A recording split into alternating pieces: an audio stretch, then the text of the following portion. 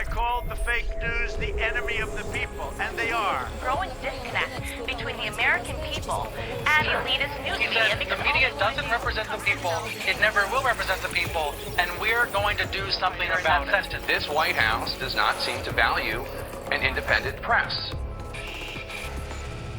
Hello, I'm Barbara Serra, and you're at The Listening Post. Here are some of the media stories that we're covering this week.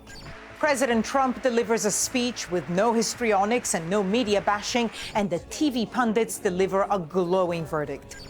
A nearly 20-year-long German surveillance campaign is uncovered. The targets, international journalists. In Peru, a brand new news show is broadcasting in one of the country's oldest languages. And staff members at Australia's finance department star in their own recruitment video. I'm just heading downstairs for my paleo pear and banana bread. Would you like to join me? But probably shouldn't quit the day job. In the roller coaster relationship between the Trump White House and the mainstream media, these past 10 days were particularly turbulent. It started when President Trump took to the stage at the annual Conservative Political Action Conference, or CPAC, and doubled down on his characterization of the media as the, quote, enemy of the people. Then Press Secretary Sean Spicer stirred up a storm of controversy by kicking out a number of media outlets, including the New York Times, CNN, BuzzFeed, and the BBC, from a press briefing. The reaction was instant. Headlines across the web, print and TV, proclaimed a new low in the government's war with the media. Then just 4 days later, Trump addressed a joint session of Congress to announce key budget proposals. This Trump cut a very different figure to the Trump on stage at CPAC. The optics, the tone, the language, they were sober, and there was no baiting of the lying press. Again, the reaction was instant. In much of this post-speech punditry, Trump was lauded for his ability to be, quote, presidential. Watching the media pendulum swing wildly from one end to the other hints at how Trump became president in the first place. For someone who claims to hate the media as much as he does, he sure knows how to put on a show for them, and he knows that they often can't or won't resist debate. Our starting point this week is Washington, D.C. The Listening Post's Meenakshi Ravi reports.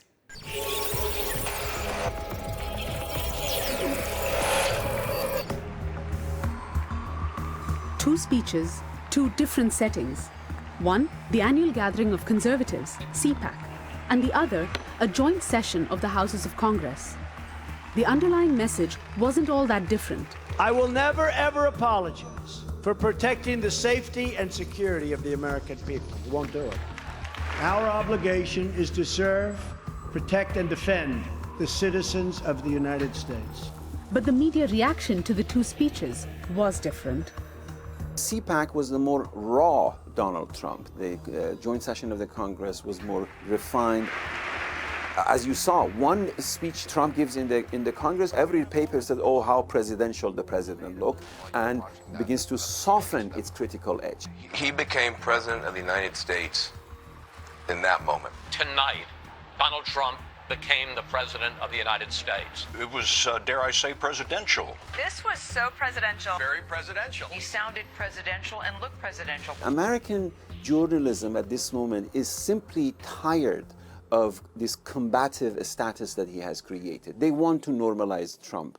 They want to allow for the office of presidency to overcome the strangeness of this occupant.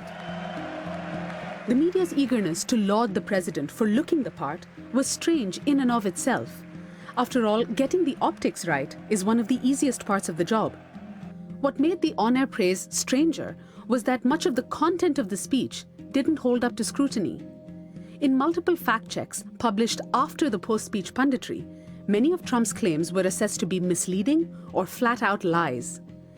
In the days just prior to the congressional address, tensions between the media and the White House had hit new highs. In his speech at CPAC, Trump went at the media hard. And I want you all to know that we are fighting the fake news. It's fake, phony, fake. Donald Trump has been very smart in how he has codified what the media are. And I think that by arguing for their status as the opposition party, they are the enemy of the people. He's offered a very simplistic, very clear, a very unambiguous understanding of the fact that these two entities, White House administration and the media, are on opposite sides. Moreover, on opposite sides against the United States public. Just hours after Trump gave his speech on Friday, instead of doing his daily briefing with the entire White House press corps, Sean Spicer said, we're going to do a smaller get-together, it's going to be off camera, no recording, and we're not inviting everybody. So Washington Examiner, Breitbart News, One America News Network, you guys are all friendly to us, so you can come. Politico, BuzzFeed, New York Times, CNN, you guys are not friendly, so you guys can't come. Every White House has had outlets that they feel are more friendly to them than others. So that part is not new.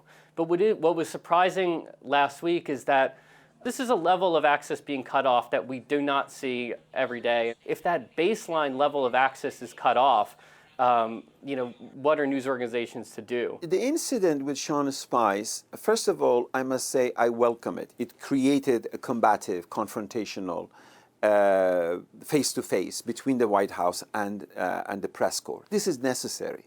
Otherwise, you have a polite kind of an understanding and a relationship between the press and the White House. I was sorely tempted to wear a tan suit today. This is not healthy for journalism. For those media outlets seeking to recast themselves as aggressive interrogators of the powerful. How about the president's statements, Kellyanne? How about the president's statements that are false? Their past behavior, their histories, have an irritating habit of coming back into view. Breaking news and welcome back. You are looking at live pictures. Donald Trump appearing before a full house in Dubuque. CNN, which along with the New York Times has become one of Trump's favorite media punching bags, spent much of the run-up to the presidential election filling its airtime with the Trump campaign circus. Watching that live just... CNN has acknowledged some failings, such as airing his rallies live when other candidates weren't given this sort of accommodation, given this sort of luxury. Donald Trump often, could air for 40 minutes to an hour live on CNN. His claims, often erroneous, were not being fact-checked. There is an irony to Trump's demonizing of CNN, not only because of the amount of coverage CNN devoted to him during the primary, but also because of the rapport that he previously enjoyed with Jeff Zucker, the president of CNN. It was Zucker who helped put Trump on the air through The Apprentice. CNN wasn't alone in not taking him seriously during the primary. We better be ready for the fact that he might be leading the Republican ticket. Next, I know you don't believe that, but I want to go on. Sorry to laugh. And I think a lot of the news media, could still reckon with how they handled him before, but regardless of that, they have to hold him accountable now. In just over a month of the Trump presidency, his battle with the media has been one of the main subjects of mainstream news coverage. Journalists always love a story with well-defined heroes and villains, and in this tale, they have a starring role. I think one of the first things to point out is that it's an uncomfortable position for the press to feel like they have become one of the protagonists in this story. That's not really a role that most journalists embrace comfortably, but it's become kind of unavoidable. Now, trust in the media is low in the US, but Donald Trump's approval ratings are also very low. So you're kind of talking about two unpopular entities going at it. The media has failed on two interrelated but separate levels. One is at the level of critical thinking. They don't have a critical agenda. They don't have a critical awareness of what actually caused this backlash and the election of Donald Trump as the president. The other aspect is the nature of this beast, this social media, this 24/7 production of news.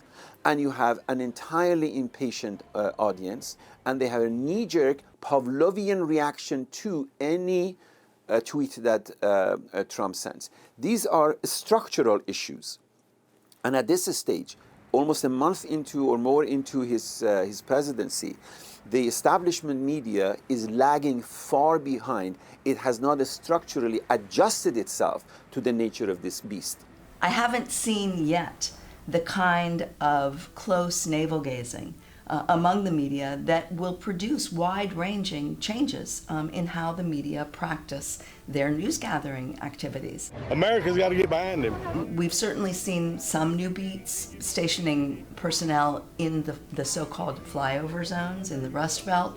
These are good things, but there haven't been enough, and they should be. They should be far more widespread than what we've seen to date. Over the next how many more weeks, months, years, the critical task of journalism is to study this man carefully and see how his mind works, because he has his hand on the pulse of this nation so far as the new media is concerned. Understanding, decoding, and combating that particular mode of communication of which he is a master is the critical task ahead of us.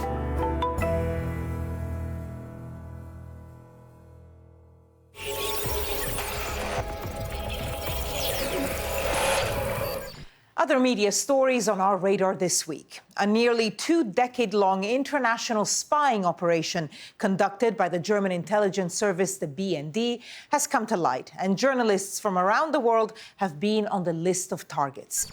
The story was broken by the German news magazine Der Spiegel. Reporters wrote that they had seen documents with a list of at least 50 telephone and fax numbers and email addresses of foreign journalists and newsrooms. Included in the list were satellite numbers belonging to the New York Times and Reuters, both in Afghanistan, the BBC's London headquarters, and news outlets in Zimbabwe, Kuwait, Lebanon, and India. Germany has strict laws about surveillance of citizens, but a piece of legislation relating specifically to the BND that was passed in October mentions no protections for the confidentiality of journalistic communications. The editor of one of Turkey's biggest newspapers, Hürriyet, has resigned after a barrage of criticism of a headline that appeared in his paper. The headline, "Unease at the Army Headquarters," was published on the inside pages of the February 25th edition of Hürriyet. It drew fire from a number of Turkish politicians, including President Erdogan, whose criticism aired on live TV.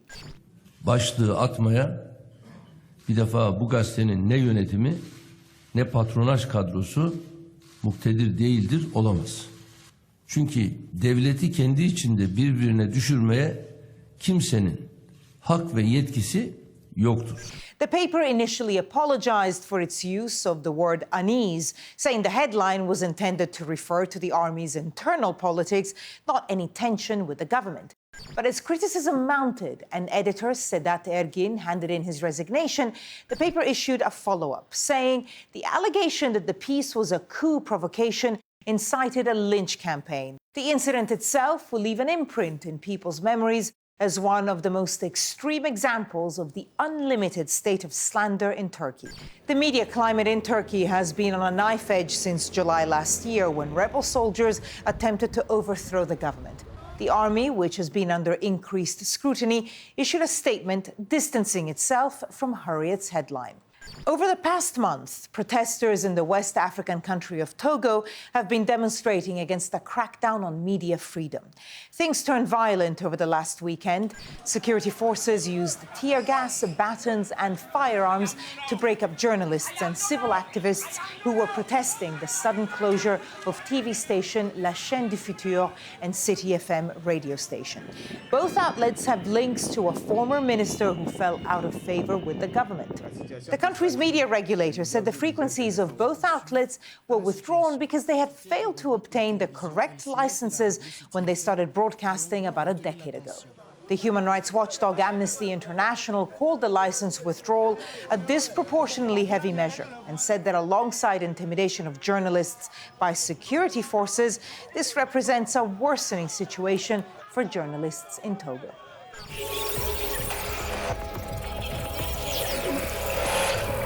In over a decade of The Listening Post, we have covered many media stories out of Latin America. We've watched, read, clicked on, and listened to media in either Spanish or Portuguese. But a couple of months ago, one news bulletin started airing out of Peru, and we couldn't understand a word. That's because Nuganchik, or Us, broadcasts entirely in a language called Quechua, with around 8 million speakers across the South American continent and 13% of the Peruvian population itself fluent in the language, Quechua is the most widely spoken indigenous language in the Americas. And its appearance on Peru's public broadcaster, Canal Peru, is being seen as a significant moment in the country's media history. Because while Quechua is an official language in Peru, it carries the burden of the country's colonial legacy. Quechua speakers are often, although not always, from marginalized communities living in poverty with little access to education or the national economy. The Listening Post's Marcela Pizarro traveled to Lima and spoke with the journalists behind Nuganchik.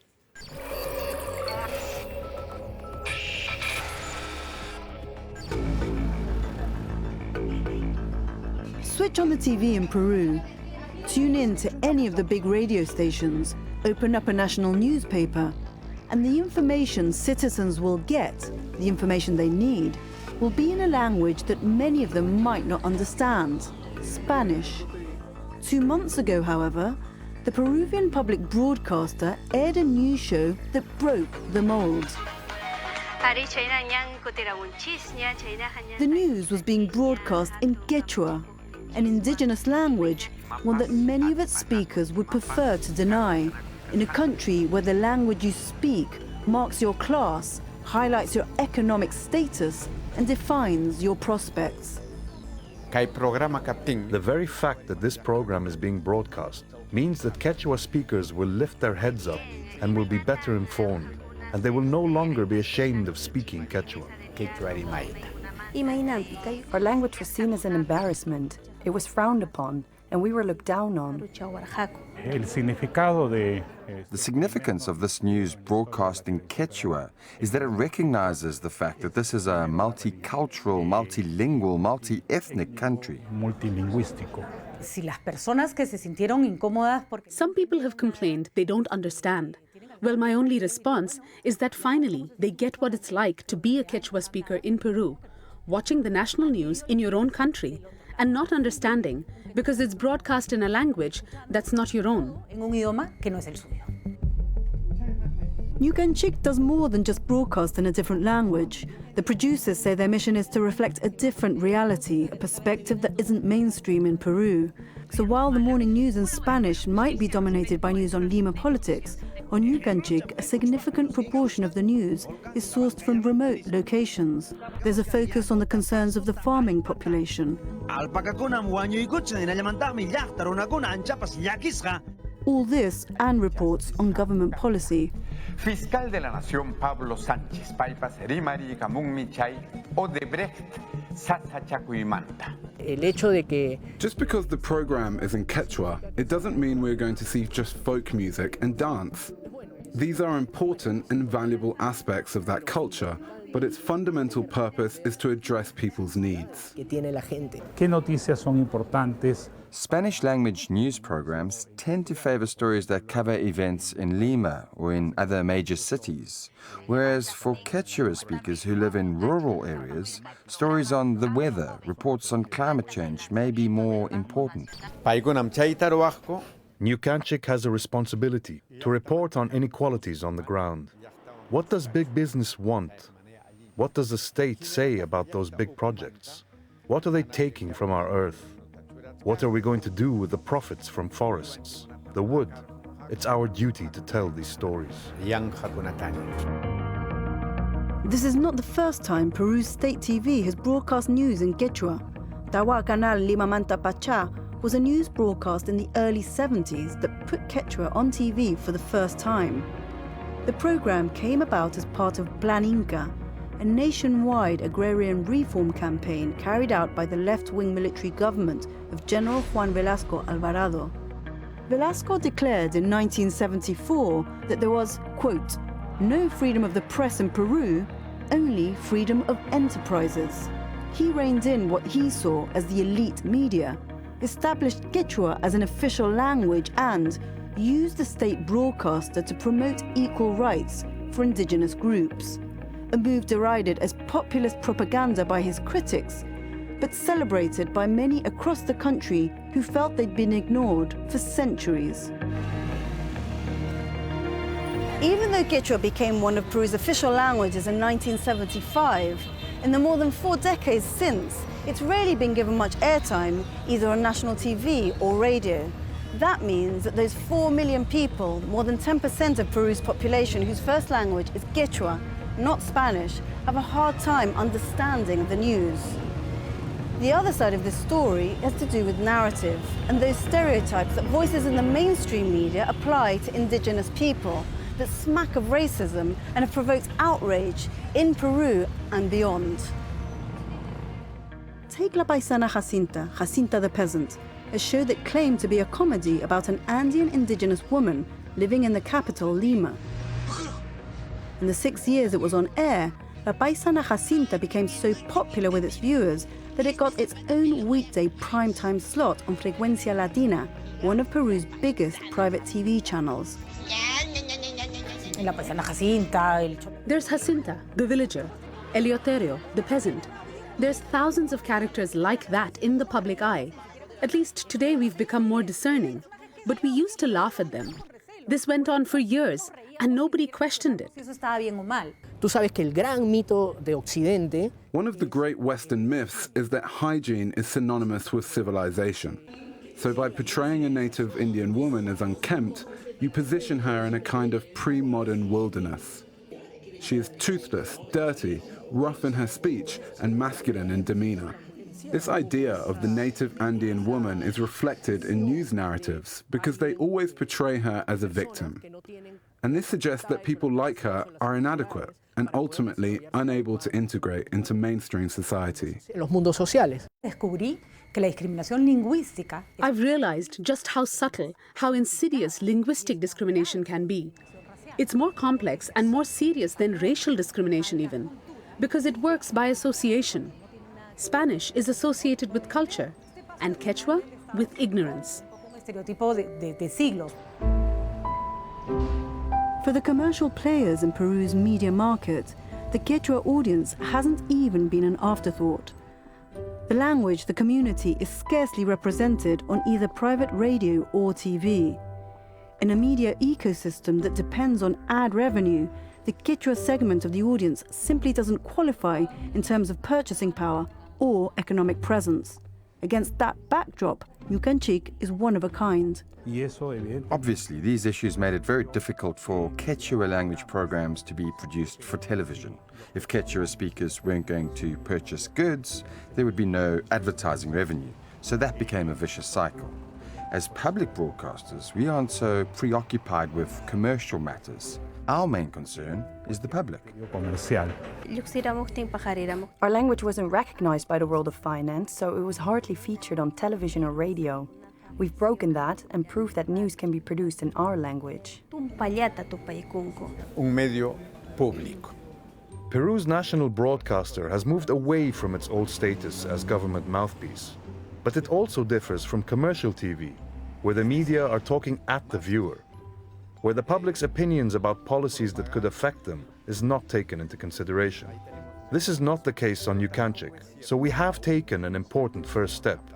But I can't say that we're providing a platform in which power is being held to account with regards to national political issues. It could be in the future, and that would be a great thing. Sería una cosa muy buena. Finally, a recruitment video produced for Australia's Department of Finance is going viral, but it's attracting a lot more laughter and ridicule than promising young graduates. The video was produced by an ad agency called Together Creative, and the idea was to recreate everyday work scenarios and show just how great it is to work at the Department of Finance.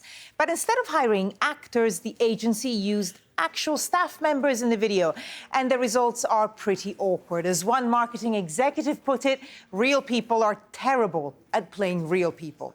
The video is getting tens of thousands of views, but they probably won't result in that many applications. Take a look. We'll see you next time at The Listening Post. I'm so stoked for our presentation to the executives this afternoon. It's been a massive challenge, but definitely looking forward to it. Hey guys, I'm just heading downstairs for my paleo pear and banana bread. Would you like to join me? Hey Claire. Hi David. I had a look at your report yesterday. Great stuff. Thanks. We're all really looking forward to the grad presentation this arvo. Thanks David, no pressure or anything. Hey Rita, I got this for you. Thanks, David. Hey, this year's grads are real game changers. I've heard some fantastic reports about their work. They've certainly hit the ground running, or actually I should say sprinting. I've got 2 graduates working on projects in my division and they've just had such a great impact on the team. It's terrific. I feel really good about my part of the presentation with the executive this afternoon. There were heaps of good stuff on e-learning, which really helped me. Hey, buddy. Sorry, I got to do that every time. It's because we're in the buddy program. Have you had a run through with all the other grads? Yeah, we had one yesterday at lunchtime. Tom couldn't make it, so we just Skyped him in. But it all seems to be coming together now. Great. Can't wait to hear all about it. Good luck, buddy. See ya.